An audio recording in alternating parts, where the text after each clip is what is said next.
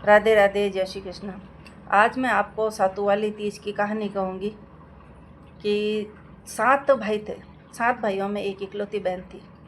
बहन बड़ी लाडली थी। सारे भाई उस बहन को बहुत चाहते थे। भाभियाँ आ गई तो उसने भी भाभीियों को जब तीज का व्रत करते देखा तो जिद की कि भाभी मुझे भी व्रत करना है, मैं भी व्रत करूँगी। सब भाइयों ने बोला कि भाई ये तीज का व्रत तो बड़ा कठिन होता है, इसमें पानी भी नहीं पिया जा सकता है, तो मेरी बहन तो छोटी है, ये व्रत कैसे करेगी। बहन ने बहुत जिद की। तब भाभीियों ने भी बोला कि भाई अब इनकी शादी तो हुई भी है, चाहे बचपन में हुई, सुहाग तो इनका कहीं भी बैठा तो है ही है, अपने घर में है, ये ससुराल नहीं जा रही तो क्या हो गया। अब अपने पति की लंबी उम्र के लिए ये व्रत कर रही है तो ये व्रत इनको करने दीजिए। भाई भी मान गए। अब दिन तो जैसे जैसे सुबह से दोपहर, दोपहर से शाम तक तो ठीक निकला। उस दिन बड़ी बादल गरजने लगे, बारिश होने लगी। कहीं भी चंद्रमा को देख के अर्घ दिया जाता है इस व्रत में, तो वो कहीं दिखाई नहीं दे रहा था। अब जैसे जैसे शाम पड़ती जा रही थी, भाभियाँ तो उम्र में थी तो वो तो थोड़ा समझ गई थी, पर ये छोटी बच्ची थी, ये संभल नहीं पा रही थी। जैसे जैसे रात बीतती जा रही थी, चंद्रमा जी का कहीं दर्शन नहीं हो पा रहा था, तो वो छोटी बच्ची थी, वो घायल होने लगी थी। और उनके भाई और भाभी और माँ उसको देख देख के बड़े परेशान हो रहे थे कि भाई इतनी छोटी बच्ची है, सुबह से भूखी है, पानी भी नहीं पिया है, और वो निडाल सी होने लगी। भाइयों से ये देखा नहीं गया। अब भाई ऊपर चढ़ चढ़ कर बार बार में देख रहे हैं कि भाई कहीं चंद्रमा जी के दर्शन हो जाए, ताकि अर्घ दे के मेरे बहन अपना व्रत पूर्ण कर लेवे।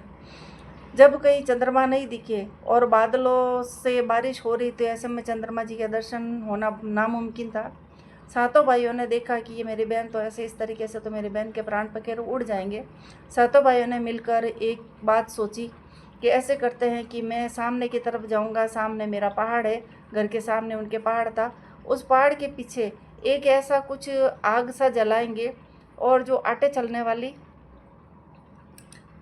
हम पर्वत के सामने वाला जो पहाड़ है उसके पीछे एक तो कुछ चीज़ को जलाएगा, और दूसरा जो आटे छलने वाली गोल छलनी होती है उसको सामने करेगा। वो गोल छलनी को देखेगी तो भाभीियों को समझाया कि तुम सब इसको बोलना कि भाई देखो चंद्रमा जी उग गए हैं। वो गोल आग दिखेगी उस छलनी में से, तो मेरी बहन से पूजा करवा के उसका व्रत खुलवा देना। भाभीियों ने बहुत मना किया कि ये तीज माता का व्रत है, सुहाग का व्रत है, इस व्रत को ऐसे हम नहीं कर सकते। भाइयों ने एक भी नहीं मानी कि मेरे लिए तो मेरी बहन बहुत ज़्यादा ज़रूरी है। अब भाभीियों की एक भी नहीं चली, तो उन्होंने अपनी ननंद को बोला कि देखो भाई साहब, बोला कि देखो ननंद भाई साहब, ये अब चंद्रमा जी उगने वाला है, तो आप पूजा करके और व्रत खोल लेना। क्या भाभी मेरे साथ आप भी व्रत कर रहे हो, तो आप भी तो पूजा करके व्रत खोल लेना। तो भाभीियों ने बोला कि भाई देखो ये तो ननंद भाई साहब का चांद उगा है, भाभीियों का चांद तो बाद में उगेगा। अब वो सातों भाई गए और पहाड़ के ऊपर चढ़कर एक भाई ने कुछ आग से कुछ कपड़े को या ऐसा कुछ लकड़ी को जलाया, और एक भाई ने जो आटा छानने वाली छलनी होती है उसको उसके सामने किया, जिससे वो चंद्रमा की तरह दिखने लगा। भाभी ने बोला कि आओ भाई साहब, तुम चंद्रमा जी देख लो। अब उसने चंद्रमा जी को देखा और पूजा करके, और उस छलने वाले चंद्रमा की पूजा करके और उनको प्रणाम करके अपना भोजन करने, व्रत खोलने बैठ गई। अब उसने पहला ग्रास तोड़ा ही था कि उसमें बाल आ गया, तो उसने अपनी माँ से बोला, माँ देखो इसमें बाल आ गया। तो माँ ने ये बोला, भाई तेरी भाभी ने ध्यान नहीं रखा तो गलती से आ गया होगा। दूसरा कौर उसने तोड़ा तो उस सत्तू के कौर में उसको एक मरी हुई मक्खी दिखाई दे दी। तो कहा, माँ देखो इसमें तो बोला कि भाई ये मौसम है, बारिश का मौसम है, मक्खियाँ आ ही जाती है। उसने तीसरा कौर तोड़ा ही था कि उसके ससुराल से बुलावा आ गया कि भाई उसके पति की मृत्यु हो चुकी है। अब वो तो छोटी बच्ची थी, उसको तो कुछ पता नहीं था। माँ ने बोला कि भाई बेटा तेरे को तो आज तेरे ससुराल जाना पड़ेगा। क्यों माँ, ऐसा क्या है कि मेरे को ससुराल जाना पड़ेगा। माँ ने कुछ बताया नहीं। माँ ने यही बोला कि नहीं ठीक है तुम ससुराल जाओ,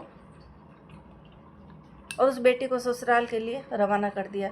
लेकिन माँ ने ये बोला था कि जब भी तुम ससुराल जाओ, रास्ते में तुम्हें जो भी दिखाई दे, ससुराल की जो एक हद आ जाती है उसके अंदर, तो तुम्हें बूढ़ा दिखाई दे, जवान दिखाई दे, छोटा दिखाई दे, बड़ा दिखाई दे, छोटी बच्ची दिखे, जो भी तुम्हें दिखाई दे, चाहे वो कोई पीपल ही दिखाई दे, चाहे अपने पूजा वाले कोई पेड़ है वही दिखाई दे, तो हर जगह तुम प्रणाम करती करती जाना।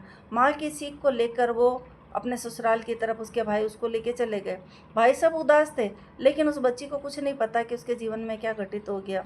जब वो घर से निकली तो जहाँ पीपल दिखा तो वहाँ खड़ी होकर प्रणाम किया, जहाँ कोई बुजुर्ग दिखा उनके पाँव छू लिया, जहाँ कोई औरत दिखी सबके पाँव छूते छूते, एक पालने में झूलती हुई छोटी सी बच्ची थी दूध मुही बच्ची थी, उसने उस पालने में झूलती हुई बच्ची के भी पाँव छुए। तो दूध मुही बच्ची ने अपने मुंह से उसको सौभाग्यवती होने का आशीर्वाद दिया, सदा सुहागन रहने का आशीर्वाद दिया। वो आशीर्वाद लेके अपने वो ससुराल गई। ससुराल के बाहर बहुत सी भीड़ लगी हुई थी। जब वो घर के अंदर गई तो सबने बोला कि देखो कैसी बहू आई है कि जिसके घर में आने से पहले इसके पति की मृत्यु हो गई है। उसको समझ आ गया कि ये सब मेरे साथ, मेरे जीवन में क्या घटित हुआ है। उसने जिद की कि मैं अपने पति के साथ में सती होंगी। सब ने मना कर दिया कि नहीं, ऐसा ढोंग करने की ज़रूरत नहीं है। तो उसने कहा कि नहीं, मैं मेरे पति के साथ में शमशान में जाऊंगी। बहुत जिद की तो सब लोग के साथ में उसको भी ले गए। चिता एक सजा दी गई।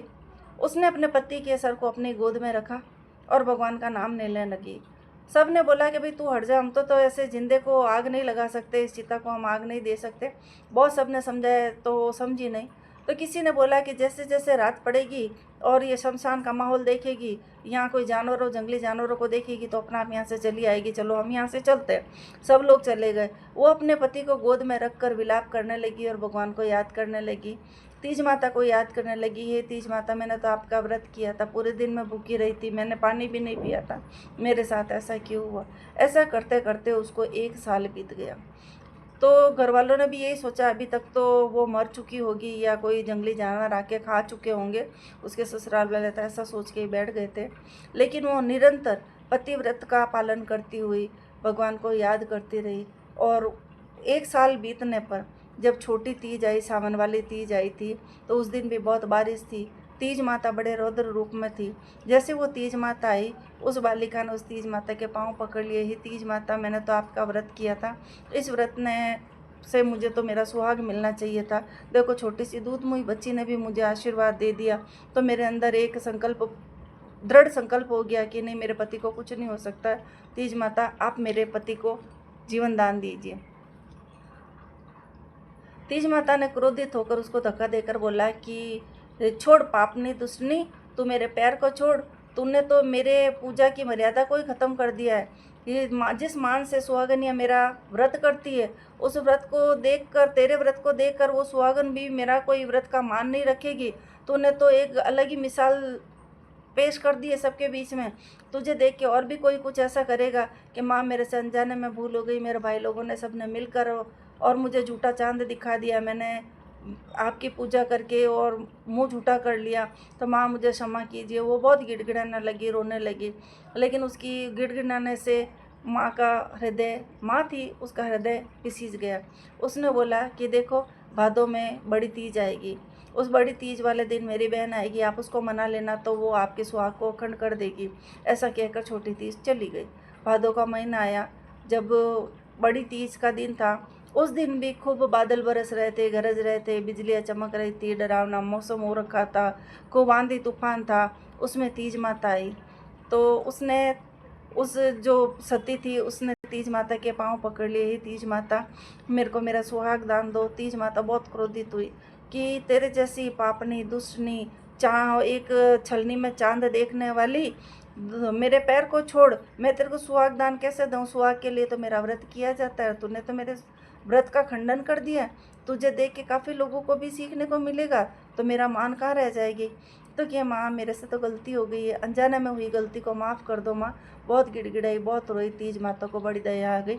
तीज माता ने पानी का छींटा उसके पति के ऊपर डाला और उसका पति जीवित हो गया। आँख खोलकर बोला कि देखो मैं यहाँ कहाँ आ गया, मुझे तो इतनी गहरी नींद आ गई, तुम कब आ गई। तो उसने बोला कि आपको जैसी नींद आई है ऐसी तो कोई बैरी दुश्मनी को भी नींद नहीं आए। वो तीज माता को प्रणाम करके अपने घर की तरफ चली गई। जब रास्ते में वो जा रही थी तो किसी ने देखा और उस बुढ़िया को जाकर बोला, रास्ते में उसको आते हुए किसी ने उसके मोहल्ले में, गली में देख लिया और दौड़कर उस बुढ़िया के पास गए। बोला कि ये बुढ़िया देखो, तुम्हारे तो बेटे और बहू दोनों आ रहे हैं। बुढ़िया ने कहा कि भाई मेरे बेटे को तो गए 1 साल हो गया, अब तक तो बहू भी मर चुकी होगी या कहीं चली गई होगी या कोई उसको जंगली जानवर खा गए होंगे, अब कहाँ मेरे बेटे बहू है। कि नहीं, मैं झूठ नहीं बोल रहा हूँ, देखो तो सही। बुढ़िया ने छत पर जाकर देखा तो उसके बेटे बहू दोनों हंसते हंसते आ रहे थे।